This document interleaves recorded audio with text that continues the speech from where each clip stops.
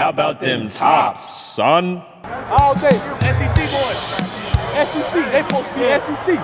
Crazy all day, baby. You're listening to the Red Out Podcast.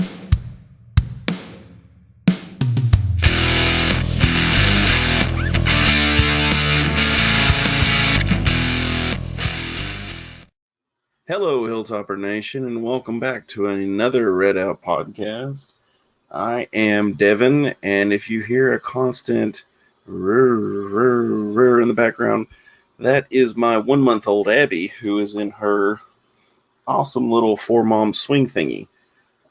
So this isn't an advertisement, but it's a great little product my wife bought for a nice small chunk of change, so we'll see how this goes.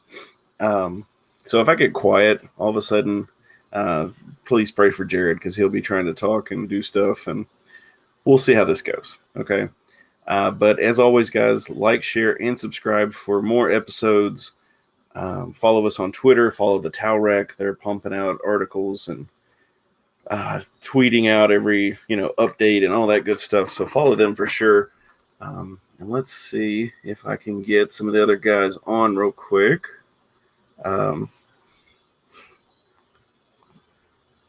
Let's see if I can get Jared real quick and see. It's going to be us two tonight, guys. So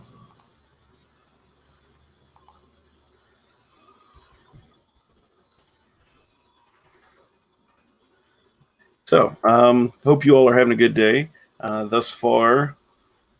There he is. How are you, buddy? Good. How are you, man? Doing good.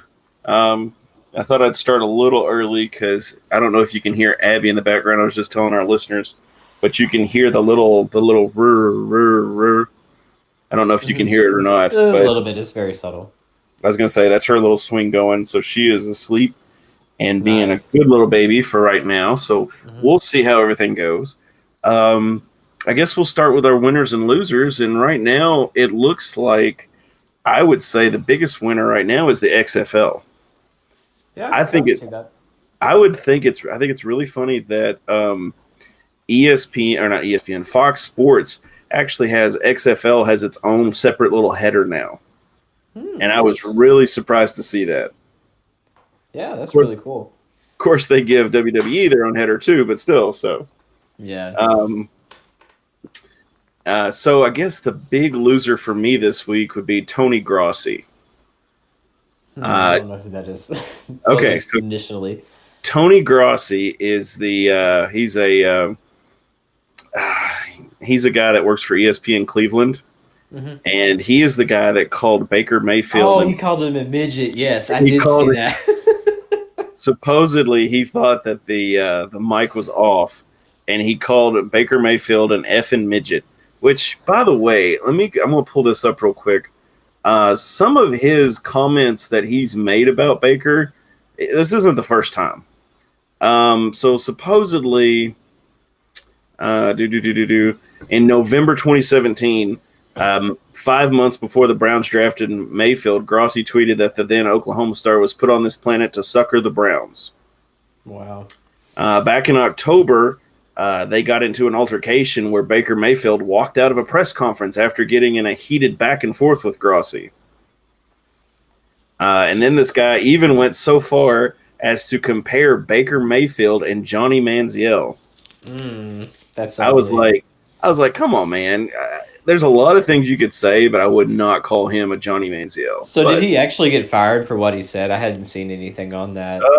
He got suspended. I just put it up. But let me see. I'll pull it up real quick. Yeah, as far as I know, he's just gotten suspended, but it's still a bunch of baloney in my opinion. I mean, it's kind of messed up for somebody to say that, just kind of in general, but especially, I mean, it's kind of funny when you hear stories of that where somebody says something like off the record or something like that was actually on. And they instantly regret saying it. Be like, oh, that's not what my intentions were and everything. Be like, of course it wasn't because you got caught, sucker. That's why. Yeah, I mean, there's one thing of saying it and like not realizing that the mic was on, like you're saying. Or, just making an offhand comment to somebody and then they say, well, so-and-so said this. But, yeah, when it's straight from the person like that, there's no denying it. If it's like Yeah. someone says that so said such and such thing, like that's completely different. It's just a rumor at that point, but that's like Yeah. 100 live on his show. But this is just a series of aggressive tactics towards this person too, and it's just Yeah. I'm sorry, it's It's just like not he worth never it. even gave Baker a shot, and he hasn't done that terrible.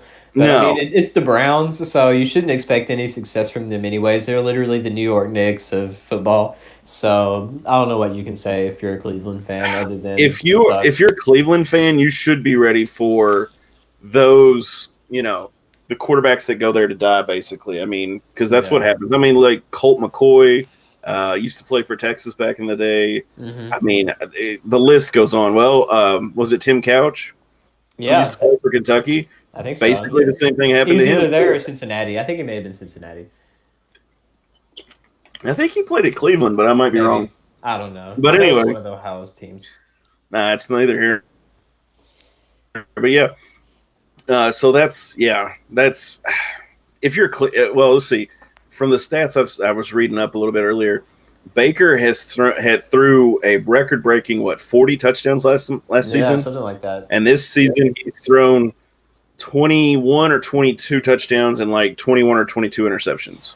See, this So is sort of a hot take, but I just kind of think the problem is Odell Beckham Jr. because he's literally a diva, and every single team he's on, if he's not getting his way, he just kind of throws a tantrum and destroys the locker rooms. He's sort of like the new Antonio Brown, except not as crazy. So at least that's my opinion.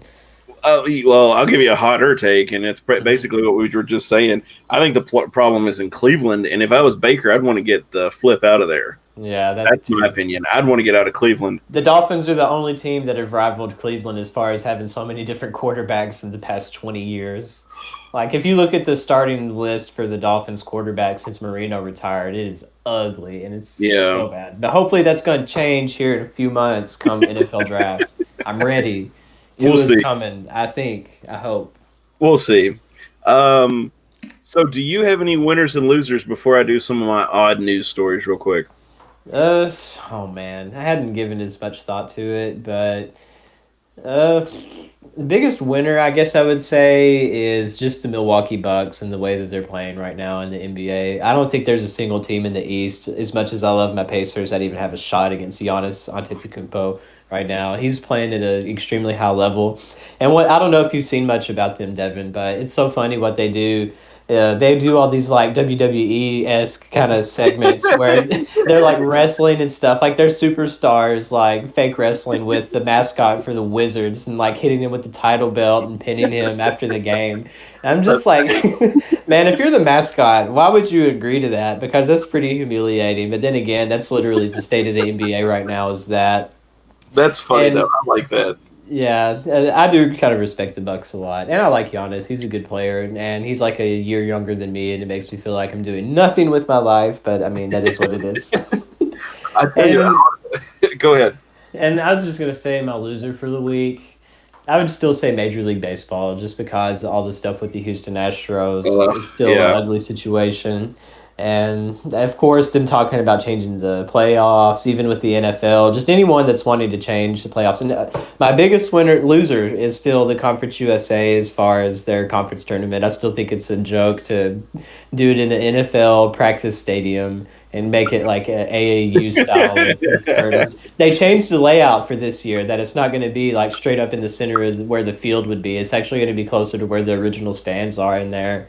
But that's not going to change anything. I really don't care. I think it's been a joke since they took it out of UAB. Even though I think we got hosed in Birmingham, at least that was a good facility. Legacy, it was pretty nice. I think that was it. Or it was some type of arena they have down there. My thing is, why don't you move it to like a Memphis, right? Yeah, or Memphis, or heck, I don't know.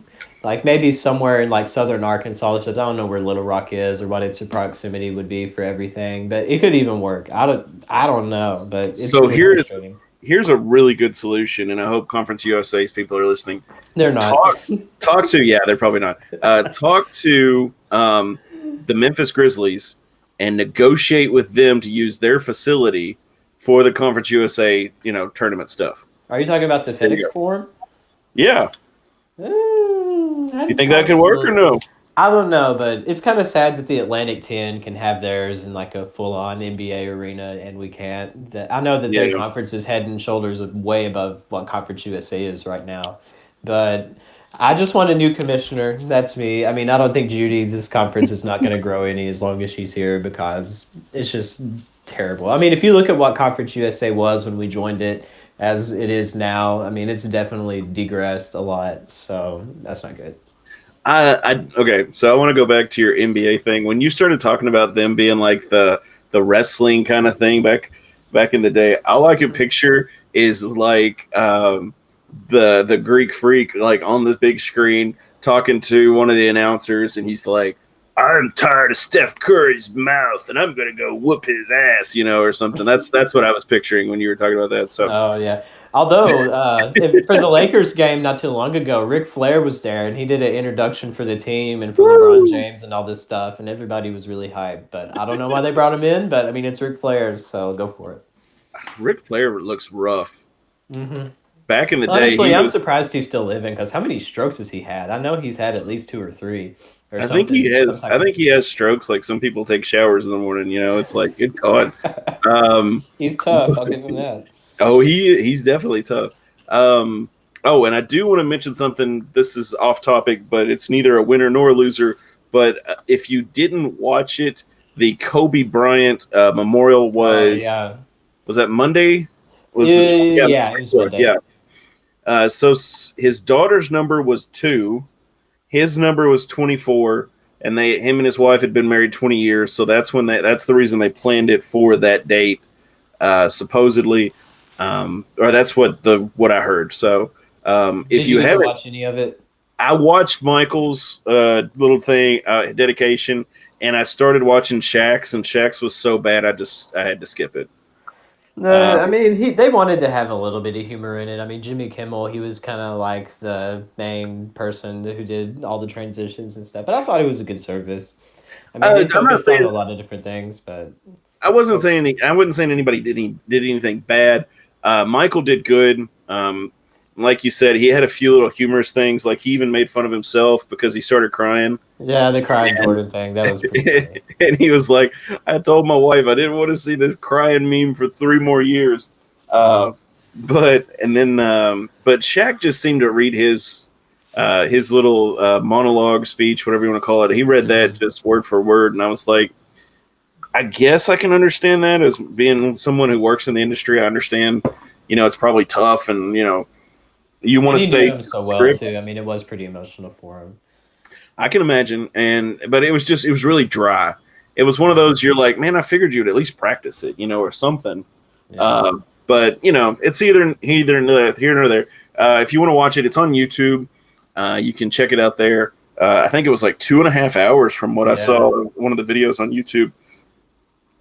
But jump into other sports real quick. We've got a mountain of let me do my odd news real quick. I got 2 good ones. Mm-hmm. A Michigan man was stabbed with a samurai sword after not buying pot for his partner. Interesting. So apparently, last month, this gentleman did not buy marijuana for it said his partner, but they were like neighbors in their apartment or something. And so the neighbor grabbed the sword in the guy's apartment and started beating his ass. Yeah, I know I said it twice now. And he stabbed him like 2 or 3 times with a samurai sword. And I was like, good gosh, this is crazy. And then my second story is a New Jersey man passes off a fake $100 bill with the words, "For motion picture use only," printed on it, police say. Okay. So if you haven't seen the story, you need to try and find it somewhere. Because at the top of the $100 bill, let me see if I can catch it. Okay, stop. There we go. Okay, so at the top of the $100 bill, it only says 100. It does not say, anything else. It looks hilariously misshapen, and I cannot figure out for the life of me what is on the back of the $100 bill. It is not the what is that building? The Congressional. No, it's the place in Philadelphia. It's where they signed the Constitution, but I can't. And then Declaration of Independence, but I cannot think of what it's called. But anyway, I'm sure somebody will tell me. But the It looks like Fort Knox, but it's not. Just Google fake $100 bill passed off, and at the top of this $100 bill, it says for motion picture use only. I mean, and this guy seriously paid for it at a gas station, and the clerk didn't even question it. It's like, did you even look at this money? I mean, come on, it's not even. Just like, it seems legit. It has Benjamin Franklin on it. Yeah, and his mouth is so messed up. It's so funny looking. You just, for our listeners, go out there and Google it if you got time. It's pretty funny. Is it Independence Hall, the name of it, or is that? Yes. Okay. And it's got the Cool. Liberty Bell up there, like cracked and all that, which is ironic. So we'll jump into other sports real quick. It's not really football season, but we've got some football news. WKU announced that they have hired Ryan, and is the last name Applin? Is that right? Yeah, that's right. He is now the co-offensive Applin, coordinator. something like Yeah, I never get names right, so he better just get used to it. He's co-offensive coordinator with Brian Ellis, and he's going to be the running backs coach. He comes to Western from Northern Alabama, which is an FCS school. They averaged about 26.2 points per game as the, quote, aerial attack shined. They averaged about 285 passing yards per game. They passed the 3,000-yard mark over the 11-game season. Skimming. So here's the particulars. Ryan was born in 1990, May 8th, 1990. So he's 3 years younger than I am. Yeah. He's born in Tampa, Florida. He went to Arkansas State. Boo. His wife's name is Victoria, which is in the WKU Sports press release. His children's names are Maverick, Hawkins, and Naomi. So he went to Fleming Island High School. He's coached at Ole Miss, Auburn, and this was 13, and then 14, 15 was Auburn. And then 16, he was at Northern Alabama. 17 at UT Chattanooga. 18, 19, Northern Alabama as the offensive coordinator. And now he's at Western. So I guess extending a welcome to you, Ryan. We'll get a little bit of. Although I am a little concerned because I looked at his profile on Twitter and the first thing that I saw was a retweet from Tom Brady, and I was like, I don't know if this is going to work. But I mean, at the same time, Todd Stewart, I know that he has a lot of connections with the New England Patriots, and he kind of models some of the things that they do as far as their success and all that. But I was just kind of like, oh, come on, man. And also, I said this in the group chat. I don't know if you saw it, but Northern Alabama sounds like a football team we would lose to at the FCS level because they're purple, and it's like a centralized part of the state that's not Division I. So that I feel like if we had them on our schedule, we would probably lose to them. But hopefully, we're done losing to FCS schools now after the past 2 seasons. I am afraid I wouldn't even put one on the schedule next year. I'm not even lying. I wouldn't even do it. It's not even worth it to me. I'd just be like, no, we're gonna play the Jacksonville Jaguars. I don't even care. We're not even playing. Nope, we're not even going that way. But this is what I just saw. Let me see if I can find it. I was just skimming. So some of you may or may not like this. I don't know. But he spent the 2013 season as an administrative assistant at Ole Miss under Hugh Freeze. Mm-hmm. Which that's Liberty's coach, and we'll be playing Liberty this season. Yeah. And actually, wasn't Liberty on that list? I saw a list somebody sent me that Western was like number 2 or 3 for the best first-year coaches. Yeah, I think so. And I think Hugh Freeze was actually on that list too. So yeah, because Liberty, they're technically Division I now. They're independent. They haven't found a conference yet. But yeah, they're Division I, and they actually did pretty good last season. I think they went like 8-5 or something like that. Well, that's good. That's really good. So I've got a lot of softball and baseball news. So I will try to skim through this really quickly because Western had their Hilltopper Classic thing. Let me see. I'm gonna find my notes here. So let me see here. It was called the. That's not it. That's the week before. Okay, so there needs to be a little X so I can get out of that on y'all's website, guys. The Hilltopper Classic. Okay, so Western played in the Hilltopper Classic. They beat Green Bay 7-6 on the 21st, so 5 days ago. And then they played Indiana State, and they won 4-0. Same day. Mm-hmm. Then they played Ball State on the 22nd and lost 5-6. And then they played Indiana State and lost 5-7. So on the 22nd, we had a rough day. Yeah. And then on the 23rd, we beat Green Bay again 3-0. So out of that, I think that was the consolation game that we played on the 23rd, which shout out to my mom. That was her birthday. So I guess that was the consolation game. But now, starting on the 28th, Western will we'll start another little tournament at home called the Hilltopper Fling. That'll start at 3 p.m. on HSSN on Facebook.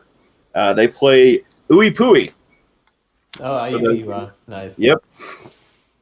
Yeah, I just go by the acronym. I'm not gonna. There's a lot of those kind of schools in Indiana, like IPFW. If you did it like that, it'd be IUPU, FW, or something like that. Something Ooey Pooey. Essentially. But it's Indiana University, Purdue University, and I don't remember what the I stood for. But anyway, it's in Indianapolis. I've seen it. Yes. They have a Okay. nice campus. Actually, my father-in-law did some cancer treatments there. Oh, really? Yeah, at the Ooey Pooey Hospital. Not a joke, seriously. Yeah. And then Austin P, they play them on the 28th at 5:30. That'll also be on HSSN. And then on the 29th, isn't that leap day, leap year? Yeah. I thought so. So for those of you who have birthdays on leap day, I am so sorry. Speaking of Austin P, I have a terrible joke if you want to hear it. Yes, please. I mean, it's like not really funny, but it was an epiphany I had. I was taking my dog out for a walk, and he probably thinks I'm an Austin P fan because every time I take him out, I always tell him, "Let's go pee." You know, But that's what they actually say. That's what they say, and it's humorous. Okay, so they're not as bad as another school in Kentucky. As a teenager, I went to a UK game, and they were playing Morehead State. Mm-hmm. And you know what their cheer is? Yeah. Yeah, Morehead. As a teenager, I thought that was the greatest thing ever, and I was like, that is so funny. But yes, as a new father, I appreciate the go pee joke. I love that. That's hilarious. That's good. They play Austin P on the 28th. 29th, we're playing Illinois State at 12:30. And then at either 3 or 5:30, we will play the 1 seed. And then at the 5:30 time, the 2 will play the 3. And so on March 1st, there will be either Western playing in a consolation game or Western will play in the championship game. The consolation game will start at 11, while the championship game starts at 1:30. Those are both Central Time. Let's hope it's the championship game. Exactly. And then March 4th, Western plays Belmont at 6 o'clock. Nice. Okay. Hopefully we can beat the Bruins in that. Hopefully. Yes, I hope so. So then we have baseball. Western finished a series against Wright State. They won 2 out of 3, so they won 21st and 22nd. So Friday and Saturday, they won 6-2, and then on Saturday was 7-2, and then on Sunday they lost 5-9. They played Austin P yesterday and won 10-5. So that good, awesome job, guys. Yeah. I don't have Ross here to kind of talk particulars, so yeah, he knows more about baseball. Yep, you're going to get the bare minimums. I'm sorry, guys, for baseball fans, because as much as they say it's America's pastime, it's not anymore. It is pastime at this point. Exactly. At least to me. Yeah, ditto. And so baseball will be playing in the USC Upstate. They'll play the 28th, 29th, and on the 1st, they'll be playing a series against South Carolina starting at 3 p.m. on the 28th, at 1 p.m. on the 29th, and at noon on the 1st. So hope you guys do very well against South Carolina. So good luck, guys, over in Spartansburg, which, by the way, that's a great name. Yeah. Whoever decided to name your town Spartansburg? It's great. So women's basketball, I was really hoping to have Matt on tonight to kind of get us all hyped up for women's basketball, but he was unable to make it. But Western did beat Marshall 79-65. Way to go, girls. Yeah, they're killing it right now. They really are. And, I mean, they've won. I'm not going to say it. I'm not even going to say it. I'm afraid to say it. I can't say it. I was going to say what their current streak was, but you can go on ESPN and count that for yourself because I don't want to jinx them. And I am a very superstitious person as far as luck and streaks go.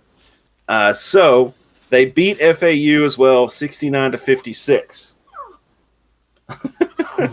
Sorry, I don't know if you can hear my baby grunting in the background. She's just kind of grunting, and she makes all these weird little faces. But anyway, Western will be playing on the 29th. That's Saturday at MTSU at 5 p.m. That game will be on ESPN3. So if you are in the Murfreesboro area, go to the game. Go support the Lady Tops. Let's get more red in there than blue. That would be hilarious. That would probably be really easy to do against MTSU. Honestly. They're not very good this season, are they? I mean, they've just had a down year in all of their sports, and honestly, I'm all for it. Me too. It sounds bad, but I agree. They are 10-5, and they are 3 games behind Western in conference. Mm-hmm. Western is 20-6, and Middle is 18-9. So they're in 5th place right now. So Western.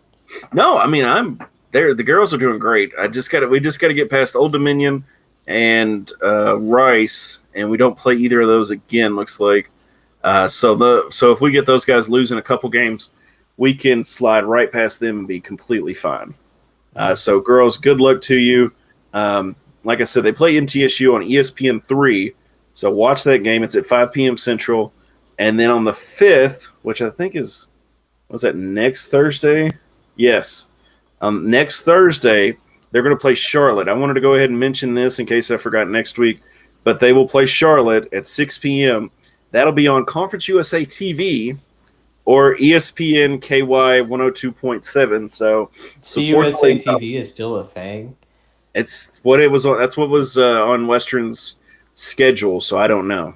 That's interesting. I remember it used to be a thing, and it was terrible. Yeah. And then next Saturday, they play La Tech to end the season. So that's going to be a senior night thing. So definitely show up for the Lady Tops, support those seniors. They will appreciate it. Pack diddle, not the houch, as I usually say. But yeah, go Tops.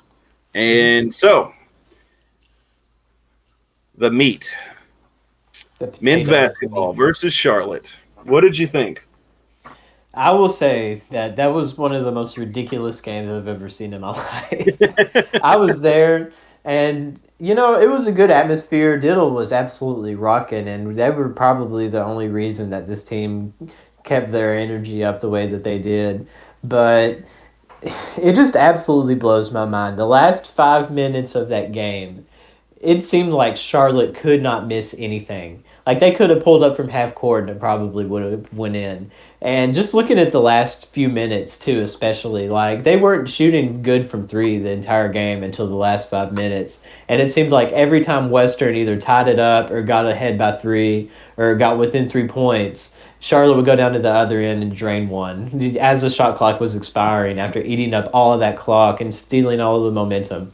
Jared Savage, everyone remembers the epic shot that he made against Arkansas, and it's literally the exact same spot. He made that shot twice to tie the game, and we still lost. That just kind of shows what happened. He made the last one.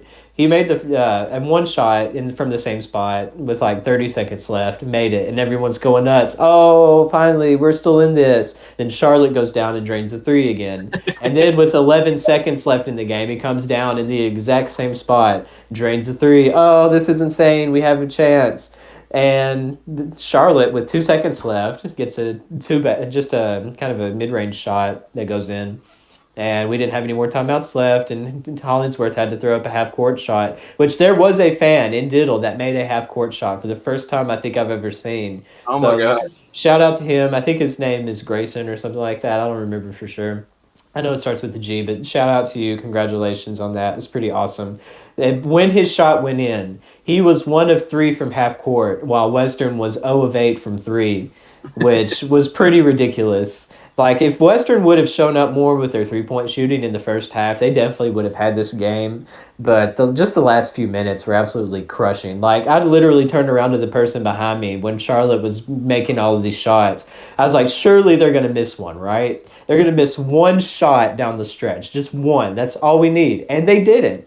So you can't even be upset with. There's no reason why anyone should be upset with the guys because of this. Because Charlotte, they took care of business. They played all 40 minutes and they made all of the big shots that they needed to.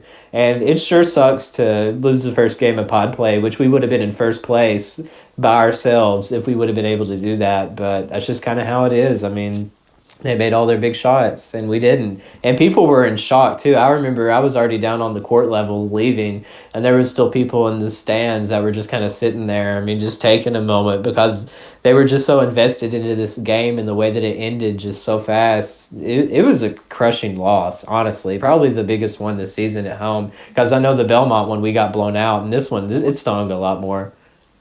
I was going to say close games always sting the most. Mm-hmm. I don't think it matters what sport you're playing, it stings the most. But my takeaway from this game, I really wonder if they told the guys that North Texas lost. Because didn't they lose? I don't think Stansbury knew about it going into the game, though. Okay. At least from that's kind of how I took his post game interview that they had on the radio when we were on the way back. But I don't think that would have changed anything because obviously any game at home is one that you need to fully show up in, especially in late February. It's almost March. Just a couple weeks until the conference tournament, and that's going to be obviously the whole season riding on that. So they had every chance to possibly win this game. If they would have shot a little better in the first half, they could have had better chance. But down the stretch, there was nothing they really could have done, except on defense, maybe get a big stop. But, I mean, it is what it is at this point. Just looking at the stats, I'll tell you my opinion. I can definitely see where losing Bassey is a big detriment to us. Yeah, their big guy absolutely ate at the rim all night. They had 34 rebounds and we had 24. Mm-hmm. Now, offensive rebounds, they had 9, and defensive rebounds, they had 25, where we had 5 offensive and 19 defensive. So that just tells me that we were just getting ate up. You know, I mean, like you said, he was eating up and he was extremely happy with everything, with his performance. But it looks to me like Charlotte just dominated everything. The only thing that Western technically did better at was the turnovers. Yeah. Western had 3 less turnovers than Charlotte did. But Charlotte shot at 50%, where we were shooting about 46. And then Charlotte shot 38% from 3, where Western shot 29. So they took 1 more 3-point shot than we did, and they hit 2 better than we did. Mm-hmm. So, you just hate to see it, but they just took care of business, like you said. So you can't undercut the guys. They did their best. But part of me does wonder if they knew, and kind of the stress of, hey, we're almost in first place kind of got to them. But I don't know. It's just one of those things. And like you said, the game was close most of the night. Just going through the game flow chart, Western stuck with them all the way to the end. And right there about the 3-minute mark, it was just back and forth. Charlotte seemed to stay a little bit ahead of them. To watch. It was a lot of fun to be there. It was a good environment. I think there was about 5,400 people there. I wish there would have been a little more students, but you know how Western is. So many commuters. I was one of them, but I still commuted back to basketball games. Dadgummit. That's right. I live in Franklin, and I know my junior and senior year, there was not a home game that I missed. That unless I was sick or I had something going on, I was at every single one. So y'all don't have an excuse. I don't really care unless you're working on the weekends or something. I kind of understand that, but y'all can come back. I did, and you just make Diddle loud because we're going to need it, especially tomorrow for senior night against La Tech. Yes. That's going to be a really, really big game because if we start off 0-2 in pod play, then that's going to have me a little worried because we need at least one win to solidify a first-round bye. And if some crazy reason we don't get another home win before we go on the road for 2 straight games, then that could be a little scary. Yeah, completely agree. Now, Western has a 1.5-point favorite here. And I don't remember. Toss-up. Yeah, it's a toss-up. ESPN's got their BPI at 51% for Western. So this game's going to be close. I think it's going to be a good game. It's going to be think, a lot closer than the first time we played them for sure. Like Exactly. what happened the first time? I think that's kind of uncharacteristic for Louisiana Tech. We still took care of business, but I don't picture a 18 to 20 point blowout. I just want us to get a win. I don't care if it's 1 point or 100 points. Because I would rather it be 100 points, but yes. It doesn't matter when you see the stats, and it's same You're for absolutely right. and net and all of that stuff. It doesn't matter. When we played them, what was that, about a month ago or so? Let me see. Yeah. It was 65-54, and Western just took care of business. Yeah, it felt bigger than that. I know we had at least a 20-point lead, and they started to come back towards the end of it because, I mean, we didn't have to try as hard, but it is what it is. Yeah, we were up at the end of the first, 44-24. Yeah, there we go. So, I mean, that's, yeah. Honestly, I would be fine with that again. So it's different now, though. Pod play is different than regular season conference play, in my opinion, because players and coaches, they all know what's at stake going into conference tournament. I mean, Frisco has been pretty wild the past few seasons, ever since it's been there. I mean, I still don't know how I want or how I picture the conference tournament going yet, but if it's with us getting to a conference title game and losing for the third straight year, then I'm going to be really sad. Really sad. So how do you like pod play thus far? I mean, it's been a nice little 3 or 4 year experiment or whatever. Honestly, I like it just for the fact that we're playing the best teams in the conference and we're not playing like cellar dwellers like Middle and other teams like that. You're focusing on the best teams that realistically, if you were to survive and advance into the tournament, these are the teams you would most likely face when you get to the championship game. Last year, it was like that with Old Dominion. The first time that they did it, of course, the year before that, we played Marshall, and they were one of the better teams in the conference. And we know how those games ended, which was crushing. Yes. Would it have helped the 2018 team that went to the NIT? It could have, if we would have been able to have pod play back then. We may have gotten an at-large bid. It would have been really, really tough.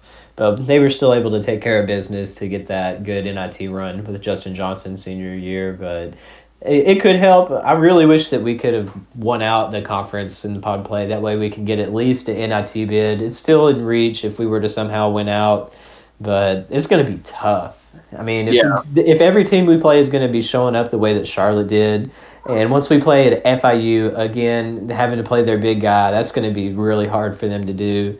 And, of course, North Texas, I know that they've all been ready for this game to play us down in Denton. So that's going to be a really tough environment. So you got to get this win against Louisiana Tech because those two on the road, those aren't going to be guaranteed at all. Nope, definitely not. So speaking personally, I would love to see like pod play.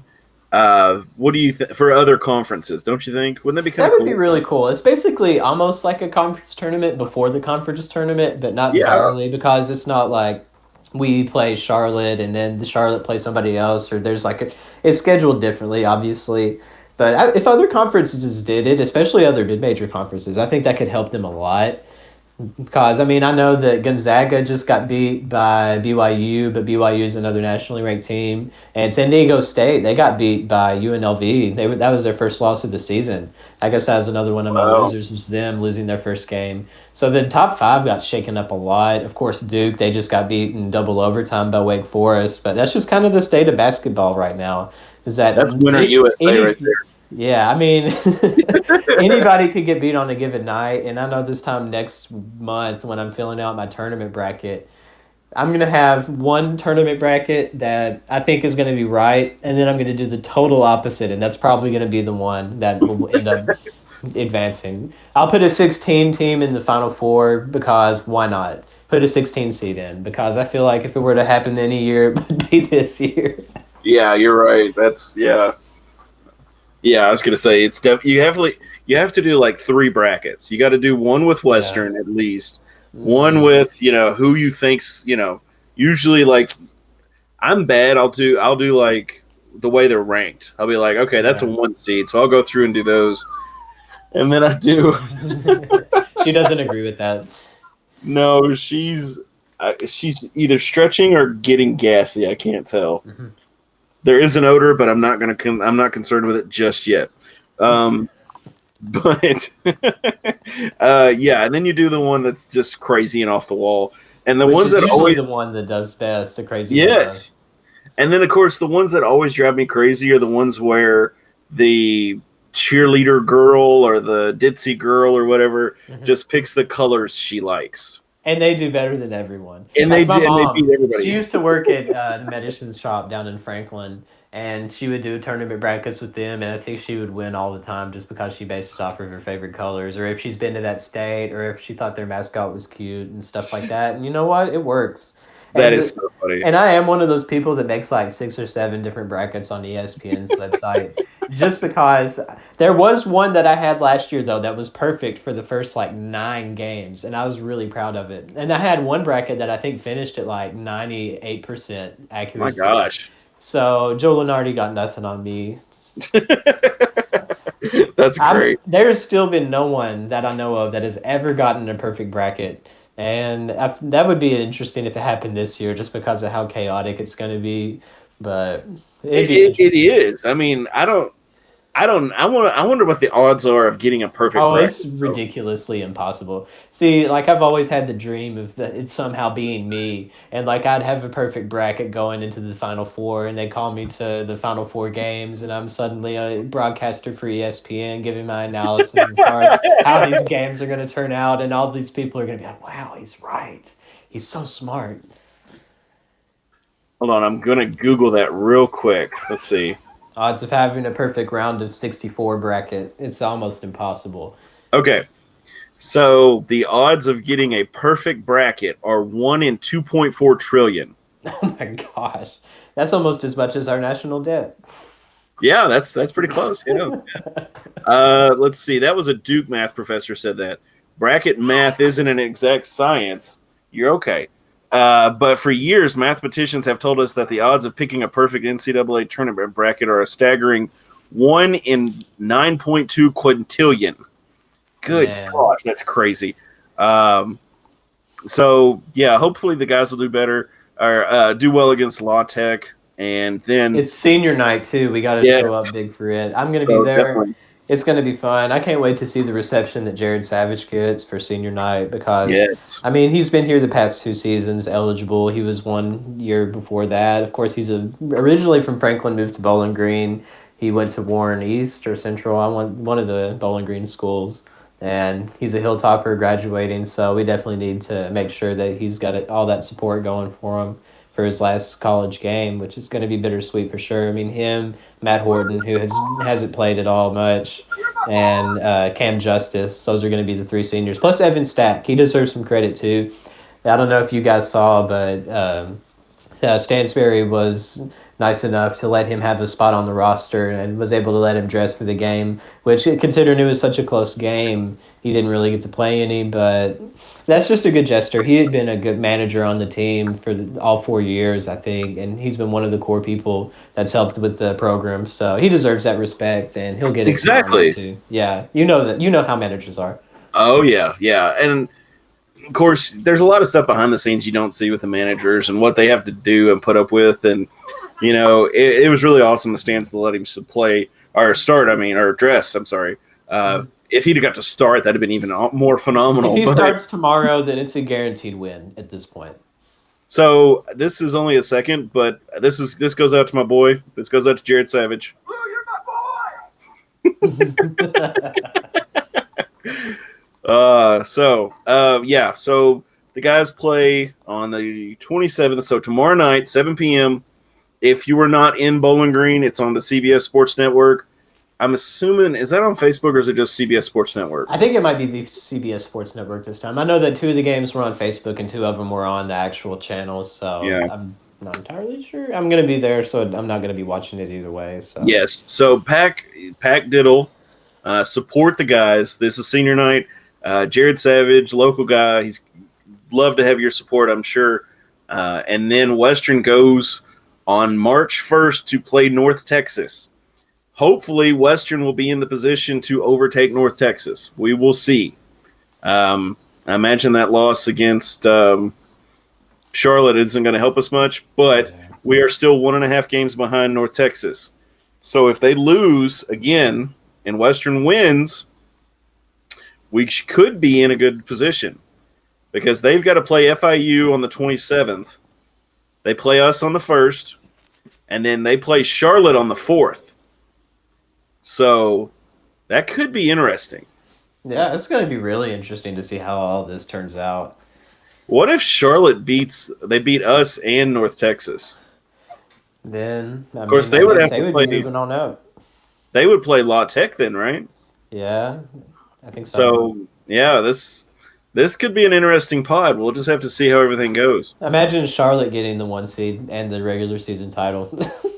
Yeah, Who would have guessed that at the beginning of the season? But you got to give credit to, I think Rob Sanchez is his name, their new coach.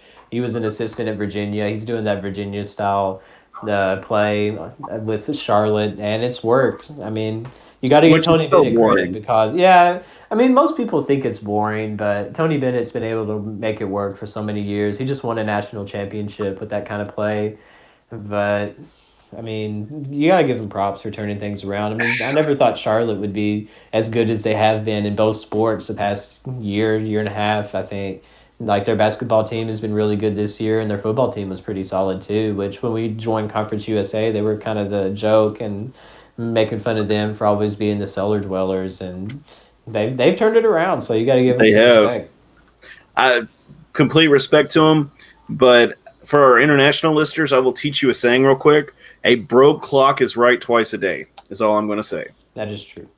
But it's boring play, and you would rather see, the exciting play as far as that goes. But, if it works, it works. So I can't cut it that much. But At least it's better than four corners. yes, definitely. And then I had a cousin that played at Allen County way back in the day, probably before you were born. And he went to play at North Carolina Greensboro. Mhm. His coach had a rule you had to pass it 4 or 5 times before you could take a shot. Hey, that sounds like Hoosiers. Oh my gosh, that is the most ridiculous thing I've ever heard in my life. I'm sorry, if you've got a shot, why don't you take it? If you've got a good shot, take it. But Well, I mean, there's always a better shot, Devin. yes, there's always a better shot. But what if you're on pass number 2 and you still got to pass 2 more times and you're wide open? You just reminded me of something completely random, but Okay. all of us have been fussing about how Western hasn't had a true center. But the main thing that we need is that if Stansbury is going to stick with this small style of play, is that he needs more 3-point shooters. Because I want to use the Houston Rockets as an example. They do not have any single person on their roster that's bigger than 6'6" right now. Wow. I mean, seeing James Harden be the center at the tip-off trying to get the tip is actually really funny. But they're basically in the same situation as Western. But on the flip side of that, they're 8-2 since they got rid of Capella. They traded him, and they've been doing small ball, and they're still sticking to their game. They're still driving to the basket. They're making a bunch of threes, but the biggest thing is that they have 2 superstars. They have Russell Westbrook. They have James Harden. Yeah. We don't have a James Harden on this team. Someone that's basically just standing at the 3-point line and either shooting a 3 or shooting and getting fouled for a 3. And Westbrook, I mean, he's more of one of those people that drives more than anything else. But small ball can work. Even at the most professional level in the NBA, the Rockets have turned it around since they got rid of Capella. So I would still like to have an actual big, especially Charles Bassey once he's healthy. Obviously, I'd rather stick with a more traditional style. But at least Stansbury has some video on how that would actually look if he were to stick with small ball. But it's really interesting, the whole concept of not having anyone bigger than 6'6" on your roster. You missed one more superstar that's on the Rockets, and that is James Harden's beard. True. But the other thing is also, I don't know if you know this or not, but back in the day, defensive linemen did not weigh over 250 pounds. Mm-hmm. Yeah. They typically use defensive linemen for speed, and it wasn't until I won't say modern times, but more modern times, they moved into the larger offensive linemen and larger defensive linemen to compete with those. But yeah, that was back in the day. They always went small guy. They didn't go big guy. They went for the speed, not the size. So I mean, there's an advantageous thing for that in different sports. So, I mean, I guess I can completely see that. Where those smaller guys may have more endurance, they got less mass to carry around, so the big guys kind of get wore out a little faster, maybe foul more, I can see Yeah. it. I completely agree. So, I was watching TV today, and I was watching some really bad movies. And some of you may or may not agree, and I don't care. But some movies I have found, like I've got an Apple TV, so when I go into my the movies app, it'll show the Rotten Tomato score. Oh, So, nice. yes, so I don't always agree with the Rotten Tomato score. Yeah. So tonight we're just going to talk a little bit about some of our movies that we like that may or may not be, I guess, critic kosher, I guess is a good way to say that. That maybe Rotten Tomatoes scored really badly, but people really like. Jared, I'll let you go first, and Oh, I'll man. just tell you if I've got some of these on my list too. All right. Well, see, two of the movies that I chose that I really like revolve around one actor that's probably the most clowned on and for no reason, just kind of hated actor. I will stand up and defend Nicolas Cage. I think he gets a lot of unnecessary crap. Sure, he is a very memeable human being, Oh my and he's kind of awkward in some of his roles at times. But stop disrespecting Nick Cage just because everyone sort of rallied around the idea that all of his movies suck when that is not true. Both of the National Treasures movies, I love both of them. I love the sense of adventure, all the ridiculous stuff, and like, oh wow, this guy's stealing the Declaration of Independence, and whoa, and then in the second one, whoa, he like kidnapped the president and all this crazy stuff, whoa.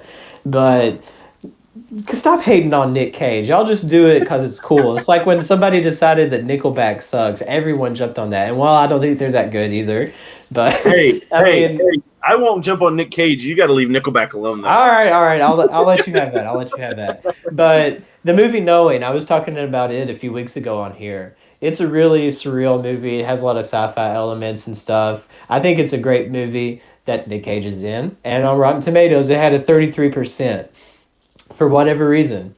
And then looking at the first National Treasures movie, that's another one. It had a 46% rating. I just feel like that Nick Cage could be in like the greatest movie of all time, but just for the fact that he is in it, it would get less than a 50% with Rotten Tomatoes. I don't understand the full justification for hating Nick Cage. I mean, he does pretty good in his roles, and I mean, some of the roles, it is supposed to be kind of awkward and stuff. He's sort of like the awkward guy that kind of stands out, that people remember, that he's just kind of different than most of the super extroverted actors and everything. So I don't understand the hate for Nick Cage. I think he's not terrible, but I like a lot of his movies. The plots are pretty good, the stories are pretty good. So I don't know. That's just me. Okay, so his real name, I don't know if you knew this or not, is Nicholas Coppola. The last name Cage is a stage name Yeah. because of the superhero Luke Cage. Yeah. Fun fact for you. I'm trying to find the worst movie that he ever did, and it was Oh, man, there's no telling. is it The Straw Man? Was that what it's Maybe. called? Like, I'm sure there are some movies that are really, really bad, but just for the Oh, fact no, that he yeah. was in some bad movies shouldn't weigh down the movies that he was actually good in my Oh opinion. no, I completely agree. Don't get me wrong. I'm not saying that. There's a lot of good movies he has done. Like The Rock was one I loved back in the late '90s. Con Air. It's another one. I'm skimming through real quick to see if I can find some of these. National Treasure was another good one. I liked Nick Cage's. But go ahead. I'll let you keep going with your list. Yeah. And I didn't look it up, but if there is any hate for any of the Air Bud movies, like the first two, like the basketball one and the football one, you don't deserve to have internet access to give a review. You can't hate on Air Bud. And also, I'm the same way with the Homeward Bound movies, both of those. Oh my gosh, dude. Man, those will make you cry even today. I don't really care. Like, if I'm sad for no reason, I'm gonna watch one of the Homeward Bound movies and grab my dog and just cry a little bit. And also, today is the 2-year anniversary since we got him from the animal shelter. So Diddle, he is a very good boy. I'm glad that I have him. He's a very good dog, and his name is Diddle. He has a Western Kentucky collar. So he's probably the biggest Hilltopper dog out there, at least Yes. in my opinion. So, but yeah, if anyone hates on any of those kind of movies from the 90s that I have a very strong sentimental attachment to, even if you're a movie critic, I could not care less about your opinion at all. Talking about Air Bud, that movie has one of my most favorite actors, and that is Bill Cobbs. Do you know who Bill Cobbs is? That sounds familiar. What role was he? Bill Cobbs was the old black man, the coach. Oh, yeah, yeah, yeah. Yes, he is one of my favorites. Mhm. I don't if he's in a movie, I just automatically like him. Like even when he Yeah. was in Night at the Museum. Oh, that's a good one too. Yeah, spoiler alert, he was a bad guy in that movie, but he was Yeah. awesome. I loved him in that movie. But you got any more? Those were the main ones that I had. Okay. So I Googled my list so I could kind of see, what people said were bad movies. And on the fringes, there were a few. A Knight's Tale was one of them. It's got a 58%. So the Heath Ledger Knight movie is 58%. The Mummy with Brendan Fraser was 59%. Really? That's a good movie too. I like that I one. like both of those. Step Brothers had a 55%. Are you Space touching Jam. my drums? No, I've been watching Cops. Oh, Cops yeah. comes on at 4. That's such a dumb movie, but I love it. It is. Space Jam has a 43%. Yeah, I heard that was pretty shocking. But I know a lot of people criticize Michael Jordan's acting skills, but he's still the GOAT as far as I'm concerned. I mean, he can get away with that in a movie. And it's still going to be better than the remake, in my opinion, too, with LeBron. All I'm saying is LeBron never saved the Looney Tunes. I'm just saying. The next one on my list is Super Troopers, has a 35%. I don't know if you're a big fan, but I love that movie. The next I don't one, know if I've seen that. I mean, you haven't seen Super Troopers? Well, I probably have. It's just been a while. I don't really remember it as much. It's a liter of cola. Okay, Mhm. just if you haven't seen it, you need to watch it. It's really stupid, but it's really funny. The next one is Hook with Robin Williams. I like that movie. My wife likes that movie. It had a 26%. Dang. Yeah, that's really surprising. And the last one, which is all of these I've been working down to. This one is kind of an unknown, but I found it on one of these lists, and then I bought it and went and watched it, and it was really good. It's a movie called Ninja Assassin. It has a 25% on Rotten Tomatoes. Wow. Yes, its reviews are awful, but it's a really good movie. I thoroughly enjoy it. I'd encourage anybody to go out there and watch it if you haven't seen it. If you would like, you can send me your god-awful movies that have bad reviews, and I will be glad to watch those. There was one that I saw that was really, like, I think I mentioned it on here, just watching, like, low-budget horror movies. Just any of those are good. I watched The Door in the Woods, and just the whole concept of it was definitely pretty crazy. So that's one you could watch. It's on Amazon Prime Video. You could watch it for free.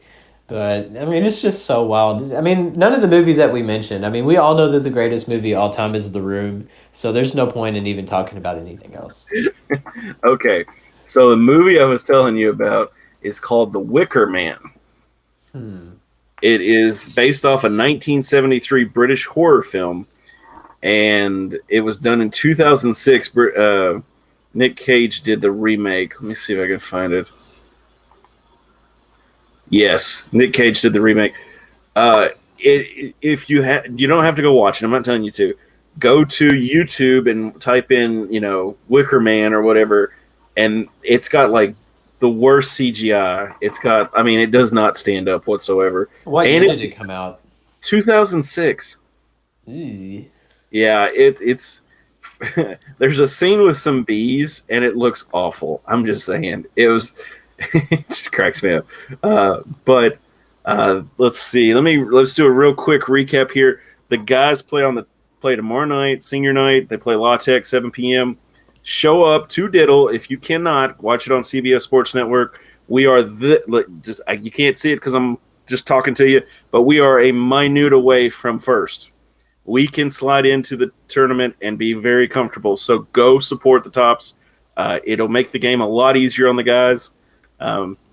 Good luck, Jared Savage. I hope you do well, buddy. The women play on the 29th. They play MTSU at 5 p.m.